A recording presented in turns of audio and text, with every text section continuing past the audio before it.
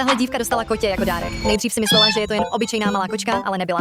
Jeho nohy byly extrémně krátké, ale když běželo, doslova ho nemohla chytit. Dokonce umělo dělat rozštěpy. Nemotorné, ale neuvěřitelně rychlé. Milovalo si hrát, skákat všude možně a někdy dokonce spadlo. Ale hned v další vteřině bylo zase na nohou, jako by se nic nestalo. Taky milovalo jídlo. Kdykoliv se najedlo, vydalo malinké říhnutí.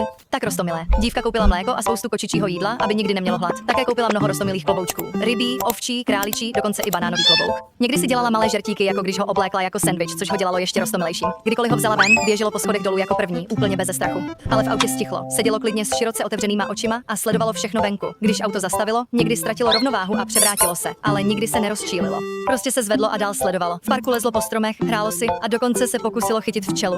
To nevyšlo dobře. Bylo bodnuto a vypadalo tak smutně. Chudák. Dívka ho rychle utěšila. Když se vrátili domů, dala mu koupel. Nejdřív se kotě bálo, ale pomalu mu pomohla zvyknout si na vodu.